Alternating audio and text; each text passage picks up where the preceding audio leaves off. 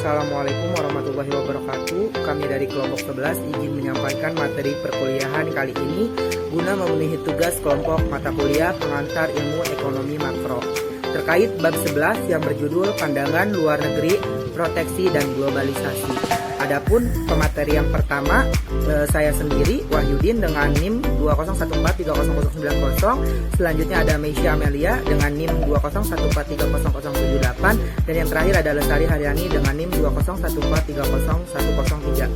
Baiklah, untuk pemateri pertama terkait beberapa keuntungan dari perdagangan luar negeri dan juga keuntungan spesialisasi contoh angka yang akan dijelaskan oleh saudari Meisya Amelia. Dan untuk materi yang kedua terkait keuntungan spesialisasi, gambaran secara grafik dan syarat perdagangan akan dijelaskan oleh saudara Lestari Haryani. Dan yang terakhir, proteksi dan pembatasan perdagangan luar negeri beserta globalisasi akan disampaikan oleh saya sendiri. Oke, baik, kepada dipersilahkan. Baik, langsung saja saya akan menyampaikan materi yang pertama. Keuntungan melakukan perdagangan. Yang pertama itu, pandangan mazhab merkantilis dan klasik. Ahli-ahli ekonomi yang tergolong dalam mazhab merkantilis, yaitu ahli-ahli ekonomi yang hidup di sekitar abad ke-16 dan ke-17, berpendapat bahwa perdagangan luar negeri merupakan sumber kekayaan untuk suatu negara. Menurut mereka, suatu negara dapat mempertinggi kekayaannya dengan cara menjual barang-barangnya ke negara luar. Teori Ricardo yang menerangkan mengenai keuntungan yang dapat diperoleh dari spesialisasi dan perdagangan merupakan teori yang hingga sekarang menjadi dasar kepada teori perdagangan luar negeri.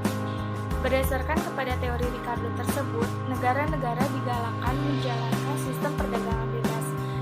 Yang dimaksud dengan perdagangan bebas adalah sistem perdagangan luar negeri di mana setiap negara melakukan perdagangan tanpa ada halangan perdagangan. Tidak terdapat sebaran pajak dan peraturan-peraturan yang melarang ekspor dan impor. Yang kedua, beberapa keuntungan melakukan perdagangan. Keuntungan itu yang pertama, memperoleh barang yang tidak dapat diproduksi di dalam negeri. Misalnya, negara-negara maju memerlukan karet alam, tetapi barang tersebut tidak dapat dihasilkan di negara-negara mereka. Maka mereka terpaksa mengimpor barang-barang tersebut dari negara-negara di Asia Tenggara. Sebaliknya pula, negara-negara di Asia Tenggara belum dapat memproduksikan sendiri beberapa hal industri modern seperti kapal terbang, kapal pengangkut minyak, dan mesin-mesin industri. Maka, negara-negara itu harus mengimpor barang-barang tersebut dari negara maju.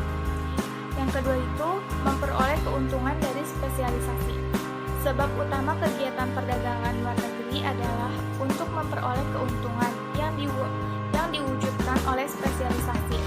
Walaupun sesuatu negara dapat memproduksikan sesuatu barang yang sama jenisnya dengan yang diproduksikan oleh negara lain, tetapi ada kalanya adalah lebih baik apabila negara tersebut mengimpor barang tersebut dari luar negeri.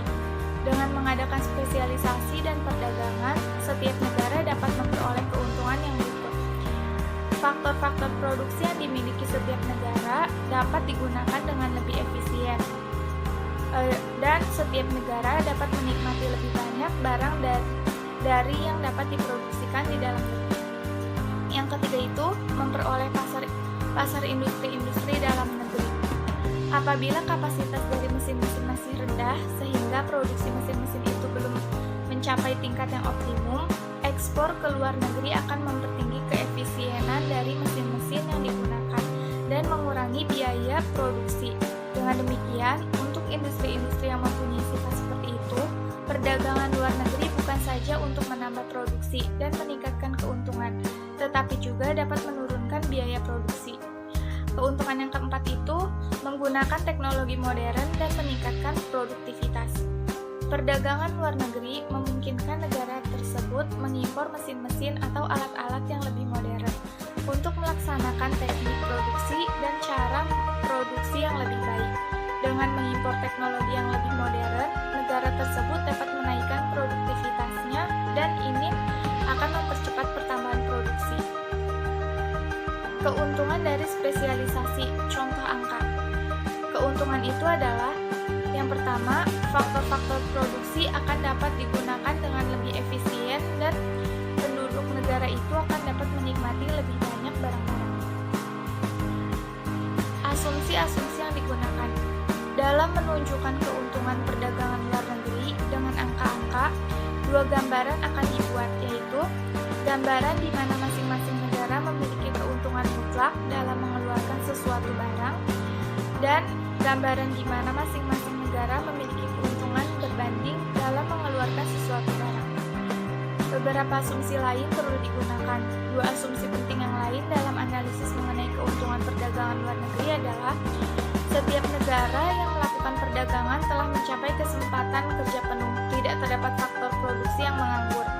Dan setiap negara yang melakukan perdagangan tidak menggunakan hambatan perdagangan dalam perdagangan di luar negeri. Dengan kata lain, setiap negara menjalankan perdagangan bebas. Keuntungan mutlak dan keuntungan berbanding. Keuntungan mutlak. Yang dimaksud dengan keuntungan mutlak adalah keuntungan yang diperoleh suatu negara dari mengkhususkan kegiatannya kepada memproduksikan barang-barang dengan efisiensi yang lebih tinggi dari negara-negara lain. Untuk dapat dengan lebih jelas memahami arti dari keuntungan mutlak dengan menggunakan satu contoh angka, digambarkan suatu keadaan yang menunjukkan hal itu. Contoh angka yang diberi menunjukkan bahwa di negara B seorang pekerja dapat memproduksikan kain lebih banyak dari seorang pekerja di negara A. Ini berarti pekerja di negara B adalah lebih efisien dari negara A dalam menghasilkan kain. Dalam keadaan seperti ini, dikatakan bahwa negara B mempunyai keuntungan mutlak dalam memproduksikan kain. Gambaran di atas juga menunjukkan bahwa seseorang pekerja di negara A dapat mengeluarkan lebih banyak beras dari seorang pekerja di negara B. Dengan demikian, negara A mempunyai keuntungan mutlak dalam memproduksikan beras. Keuntungan berbanding. Di negara M, 800 meter kain sama nilainya dengan 2.400 kg beras. Dan ini berarti harga relatif di antara kain dengan beras adalah 1 meter kain sama dengan 3 kg beras. Dengan demikian, di negara M untuk memperoleh semeter kain dibutuhkan 3 kg beras, di mana di negara N seorang pekerja dapat menghasilkan 600 meter kain atau 1.200 kg beras.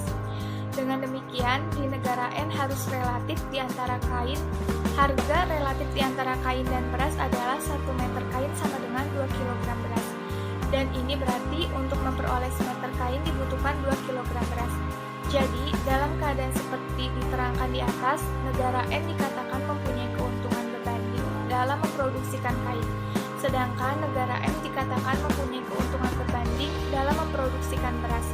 Dengan demikian, keuntungan berbanding dapatlah diartikan sebagai keuntungan yang diperoleh suatu negara dari mengkhususkan atau melakukan spesialisasi dalam memproduksikan barang-barang yang mempunyai harga relatif yang lebih rendah dari negara lain. Keuntungan mutlak dan perdagangan. Sebelum spesialisasi, keadaan satu menunjukkan keadaan sebelum terwujudnya perdagangan di antara kedua negara terwujud. Dalam contoh tersebut dimisalkan masing-masing negara hanya memiliki dua unit faktor produksi, maka tiap-tiap negara akan menggunakan satu unit faktor produksi untuk menghasilkan beras dan satu unit lainnya untuk menghasilkan pakaian. Penggunaan satu unit faktor produksi akan menghasilkan beras sebanyak 3.000 kg di Indonesia dan 5.000 kg di Thailand. Dengan demikian, Thailand mempunyai keuntungan mutlak dalam menghasilkan beras. Unit lainnya dari faktor produksi yang dimiliki setiap negara akan digunakan untuk menghasilkan pakaian. Di Indonesia, ia akan dapat menghasilkan 500 helai dan di Thailand 250 helai. Ini berarti Indonesia mempunyai keuntungan mutlak dalam memproduksikan pakaian.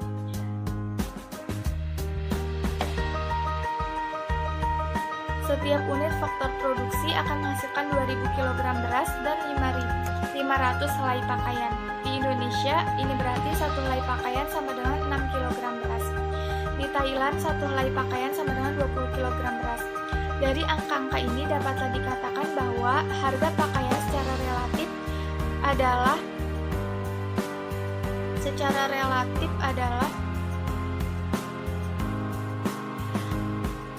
murah di Indonesia dan beras secara relatif adalah murah di Thailand. Dari penerangan di atas, mudahlah dipahami bahwa apabila kedua negara ingin mengadakan perdagangan, maka Indonesia haruslah mengadakan spesialisasi dalam mengeluarkan pakaian dan Thailand mengkhususkan dalam memproduksikan beras. Sesudah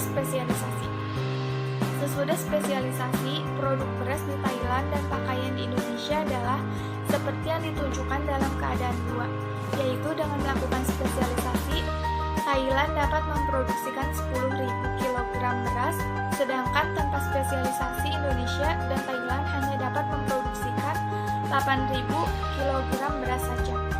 Juga produksi pakaian akan bertambah banyak, yaitu dari 750 helai sebelum spesialisasi menjadi 1.000 helai sesudah spesialisasi.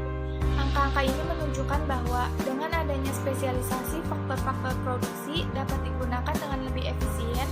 Ini dapat dilihat dari jumlah produksi yang semakin banyak, walaupun jumlah pekerja akan tetap. Dimisalkan, kurs pertukaran yang disepakati oleh Indonesia dan Thailand adalah 1 helai pakaian sama dengan 10 kg beras. Selanjutnya, dimisalkan Indonesia ingin mengimpor 5.000 kg beras.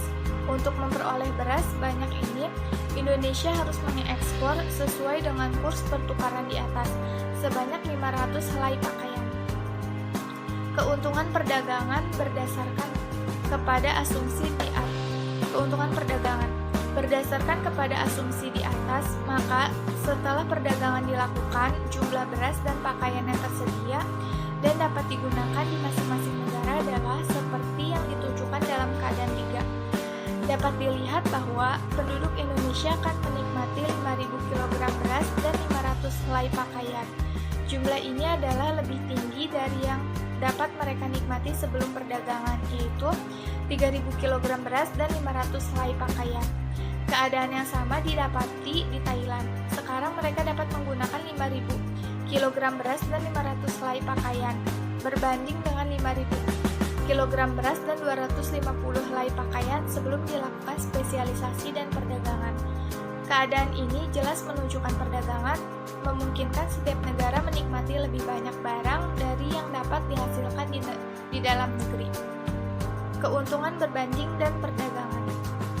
Sebelum spesialisasi, keadaan 1 dapat disimpulkan bahwa harga relatif mobil lebih murah di Amerika Serikat dan sebaliknya harga relatif televisi adalah lebih murah di Jepang.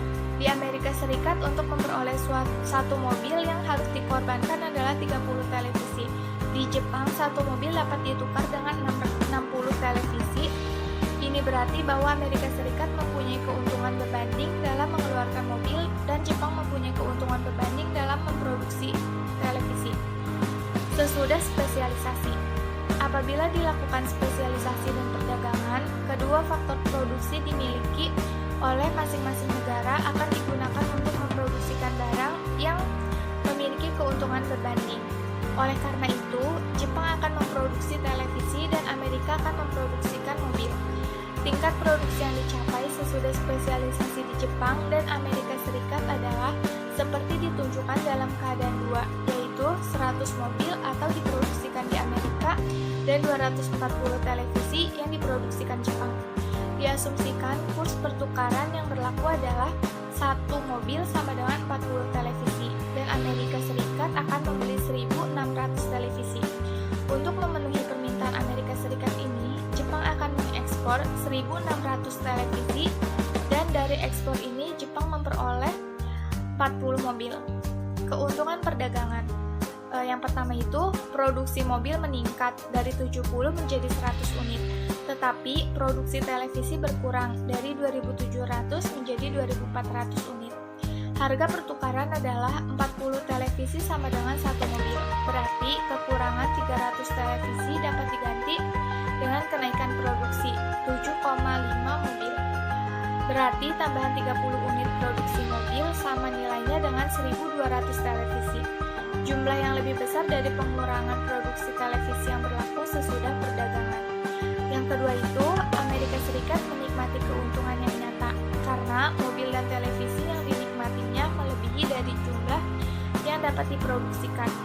Yang ketiga, jumlah televisi di Jepang berkurang sebanyak 1.200 dikurang 800 sama dengan 400. Tetapi jumlah mobil meningkat sebanyak 40 dikurang 20 sama dengan 20. Nilai mobil tambahan ini adalah 20 kali 40 sama dengan 800 unit televisi. Hal ini berarti Jepang juga memperoleh keuntungan dari perdagangan luar negeri.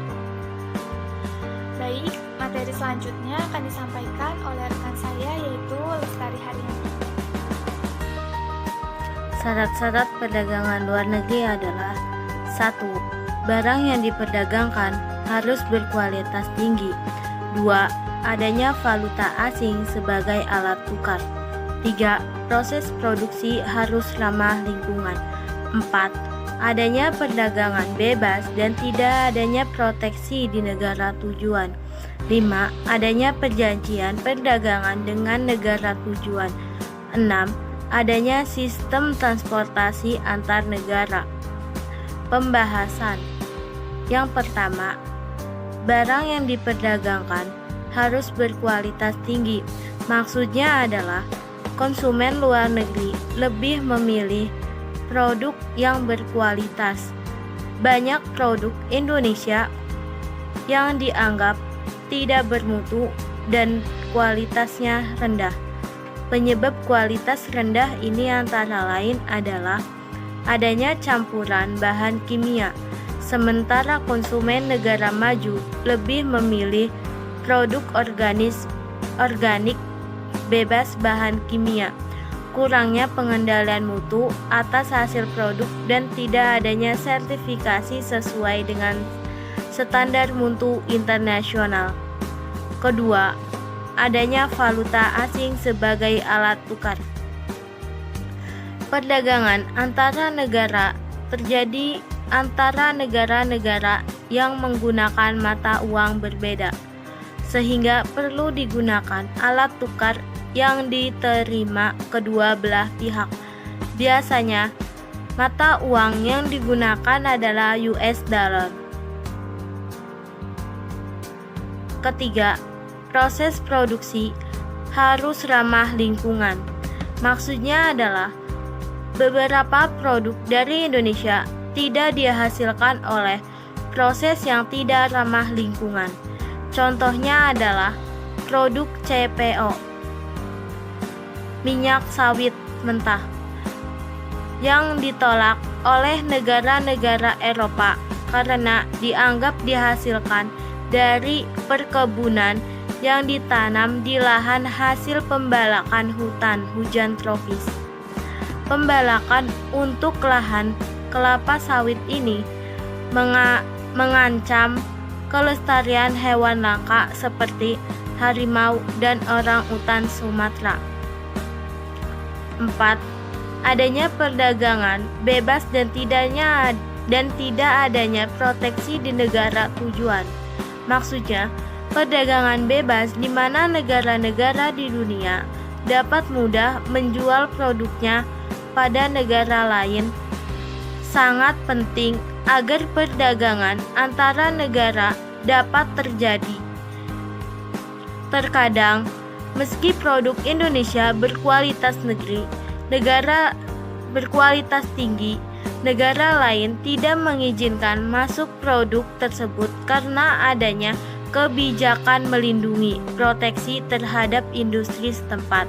Contohnya adalah rokok kretek, rokok beraroma cengkeh yang dilarang masuk ke Amerika Serikat karena negara itu ingin melindungi industri rokok, terutama rokok mentol yang ada. 5. Adanya perjanjian perdagangan dengan negara tujuan.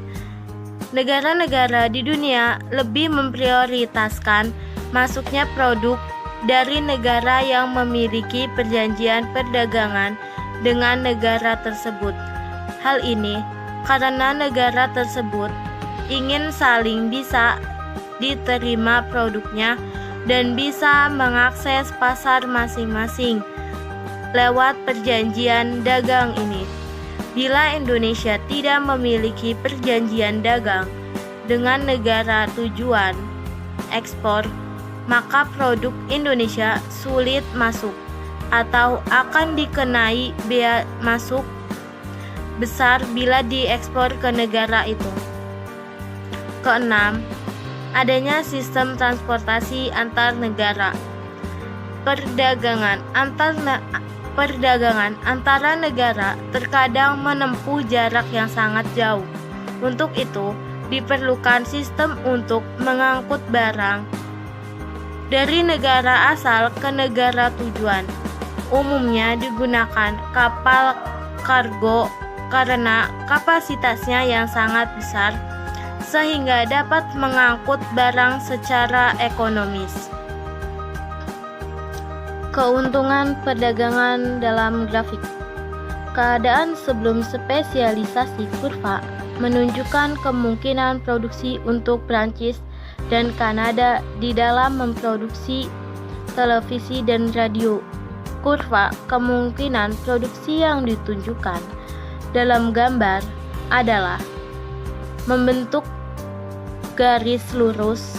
Ini berarti pada setiap tingkat produksi, harga-harga relatif barang-barang adalah tetap, yaitu skala produksi bersifat berskala tetap. Pengurangan produksi barang lain yaitu biaya pergantian opportunity cost yang harus dibuat untuk menambah produksi sesuatu barang adalah tetap, biasanya pada setiap tahap produksi. Gambar pertama menunjukkan kurva kemungkinan produksi untuk Perancis. Gambar kedua menunjukkan kurva kemungkinan produksi untuk keadaan sesudah spesialisasi. Kalau dibandingkan harga relatif di antara radio dan televisi di Prancis, satu radio sama dengan satu televisi, dengan di Kanada 2 radio sama dengan satu televisi. Dapat disimpulkan bahwa radio adalah relatif murah di Kanada. Dengan demikian, apabila Kanada dan Prancis ingin melakukan spesialisasi dan perdagangan, keuntungan akan diperoleh apabila Perancis memproduksi televisi dan Kanada memproduksi radio. Keadaan sesudah perdagangan ditunjukkan dalam gambar. Gambar ini adalah gambar produksi dan konsumsi di Perancis dan Kanada sesudah perdagangan. Oke, selanjutnya yang kelima tentang proteksi dan pembatasan perdagangan. Berdasarkan kepada teori yang menerangkan keuntungan dari spesialisasi ahli-ahli ekonomi, telah banyak mengemukakan pandangan yang menerangkan pentingnya menjalankan perdagangan bebas atau free trade dalam perdagangan luar negeri, serta berlakunya suatu globalisasi dalam hubungan ekonomi luar negeri, dan perkembangan praktek perdagangan bebas yang diatur oleh WTO memberikan gambaran tentang sejauh mana berbagai negara mengakui kebaikan persaingan bebas dan spesialisasi dalam perdagangan luar negeri. Walau bagaimanapun, perlulah disadari bahwa ada kalanya suatu negara perlu melakukan proteksi dan menciptakan halangan perdagangan. Jadi saya akan menjelaskan alasan-alasan dari melakukan proteksi dan halangan perdagangan, serta analisis itu akan diikuti oleh uraian mengenai bentuk-bentuk proteksi perdagangan. Nah, yang pertama ada faktor-faktor yang mendorong proteksi. Dalam perdagangan luar negeri, konsep proteksi berarti usaha-usaha pemerintah yang membatasi atau mengurangi jumlah barang yang diimpor dari negara-negara lain dengan tujuan untuk mencapai beberapa tujuan tertentu. Yang penting artinya dalam pembangunan negara dan kemakmuran perekonomian negara, ada beberapa tujuan penting dari proteksi. Di antaranya yang pertama, untuk mengatasi masalah deflasi dan pengangguran. Perlu diketahui bahwa masalah-masalah ekonomi dalam negeri seperti inflasi, tuntutan upah serikat buruh, dan kenaikan biaya yang tinggi juga dapat menyebabkan ketidakmampuan perusahaan dalam negeri bersaing dengan barang-barang luar negeri. Nah, dari hal ini akan menimbulkan efek kenaikan kecenderungan mengimpor dan menimbulkan efek buruk perkembangan ekonomi dalam negeri dan menambah pengangguran.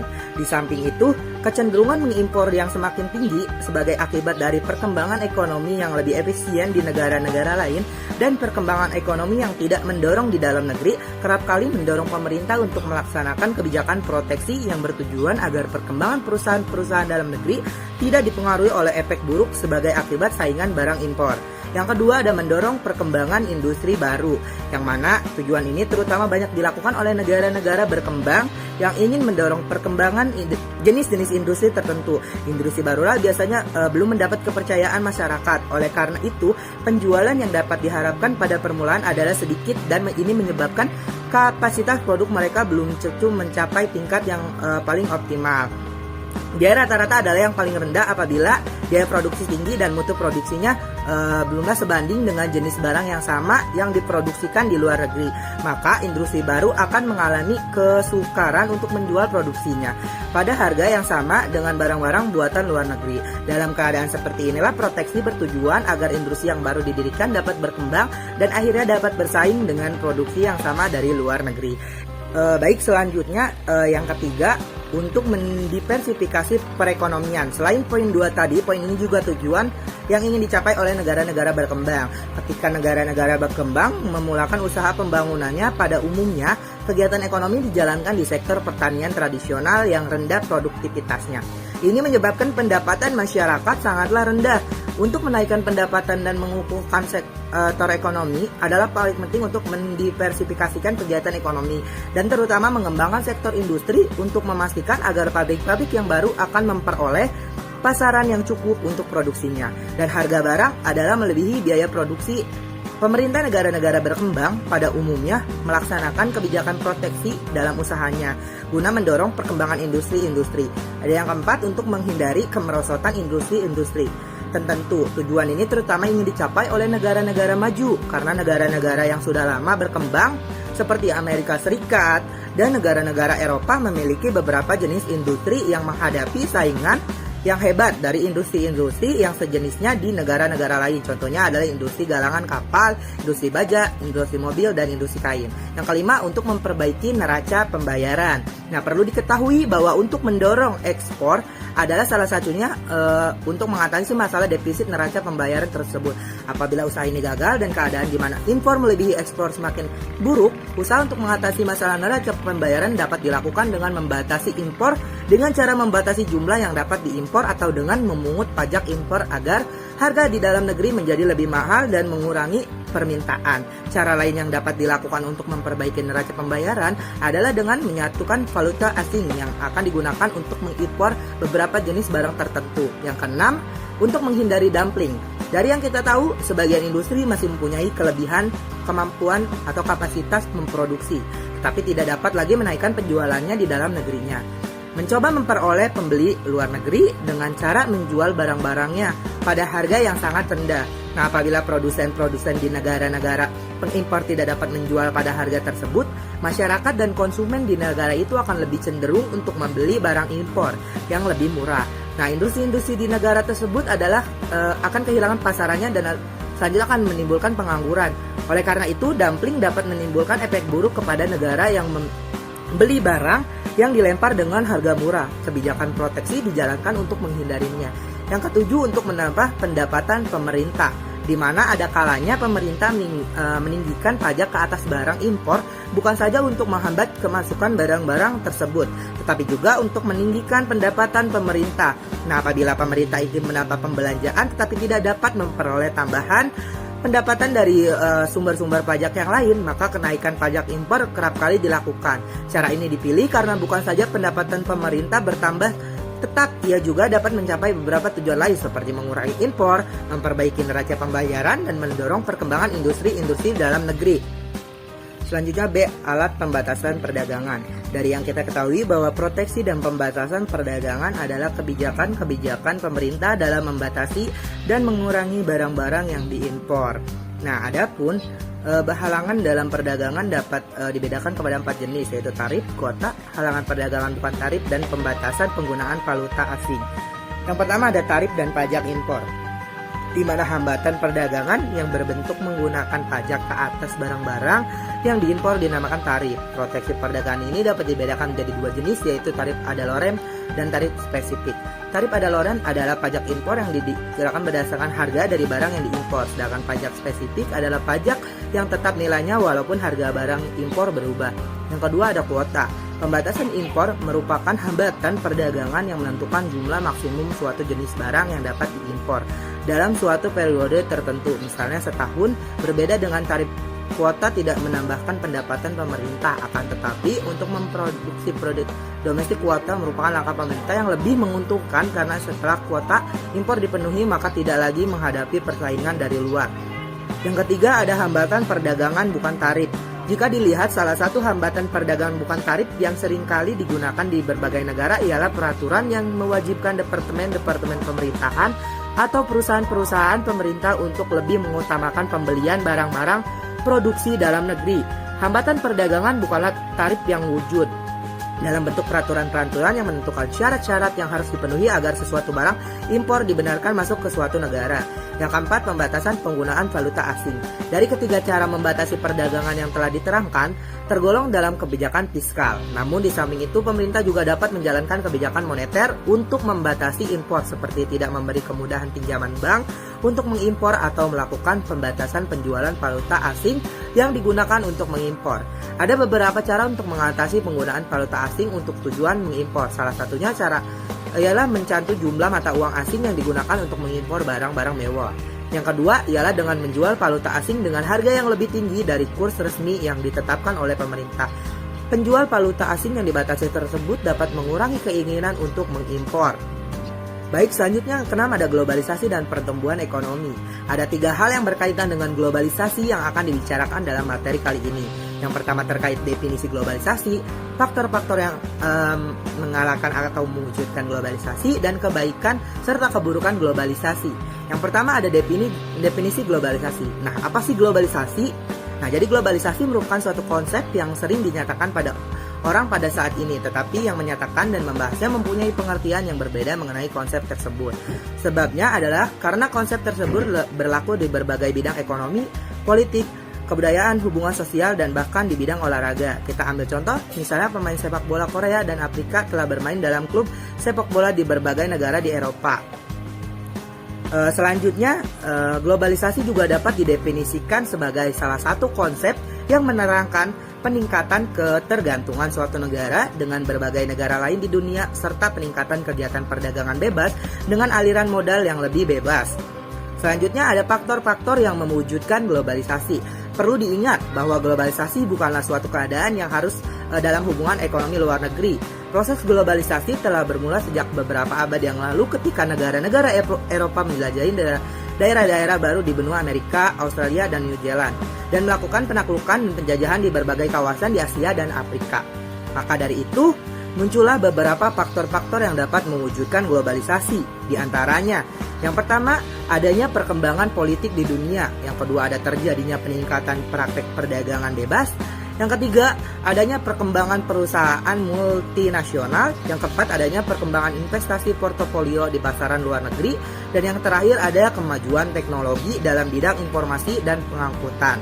Selanjutnya ada globalisasi dan pertumbuhan ekonomi.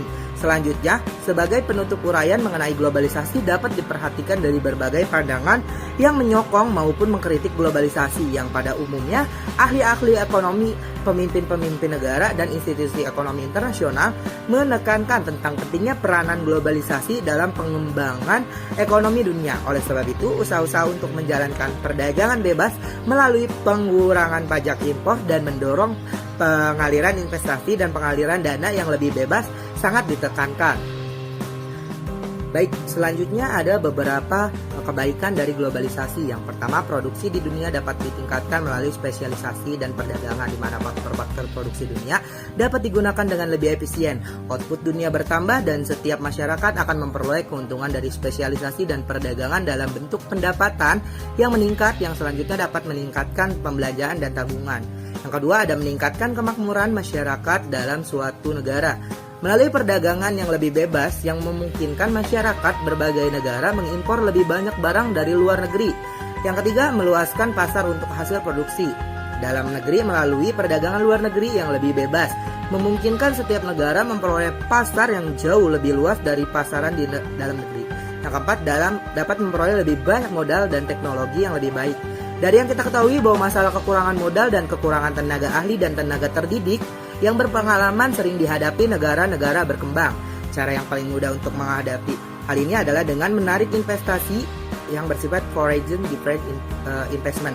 Yang kelima, menyediakan dana tambahan untuk pembangunan ekonomi melalui pembangunan sektor industri. Dari berbagai sektor lain bukan saja dikembangkan oleh perusahaan asing, tetapi terutamanya melalui investasi yang dilakukan oleh perusahaan swasta domestik. Selain ada kepuasan terhadap globalisasi, ada pula yang ketidakpuasan daripada adanya globalisasi. Yang pertama, ada menghambat pertumbuhan sektor industri manufaktur, di mana salah satu efek dari globalisasi adalah perkembangan sistem pemberdagangan luar negeri yang lebih bebas. Antara lain, perkembangan ini menyebabkan negara-negara berkembang tidak dapat lagi menggunakan tarif yang tinggi untuk memberikan proteksi kepada industri yang baru berkembang. Dengan demikian, perdagangan luar negeri yang lebih bebas menimbulkan hambatan kepada negara berkembang untuk memajukan sektor industri domestik yang lebih cepat. Di samping itu, ketergantungan kepada industri-industri yang dimiliki perusahaan multinasional semakin meningkat. Yang kedua, ada memperburuk keadaan neraca pembayaran, di mana globalisasi cenderung menaikkan kemasukan barang-barang impor. Sebaliknya, apabila suatu negara tidak mampu bersaing di pasaran luar negeri, ekspor tidak berkembang, keadaan ini dapat memperburuk kedudukan neraca pembayaran. Efek buruk lain dari globalisasi terhadap neraca pembayaran adalah yang pertama, ada pembayaran neto. Pendapatan faktor produksi dari luar negeri cenderung mengalami defisit. Investasi asing yang bertambah banyak menyebabkan aliran pembayaran keuntungan investasi ke luar negeri semakin meningkat. Apabila ekspor tidak berkembang, walaupun lebih banyak modal luar negeri yang menanamkan modal ke negara tersebut, pembayaran pendapatan investasi ke negara lain akan menimbulkan efek yang buruk kepada neraca pembayaran. Yang ketiga, ada sektor keuangan semakin tidak stabil juga menjadi salah satu efek penting dari globalisasi, yang mana menyebabkan pengaliran investasi portofolio yang semakin besar. Adanya ketidakstabilan di sektor keuangan ini dapat menimbulkan efek buruk kepada kestabilan kegiatan ekonomi secara keseluruhan.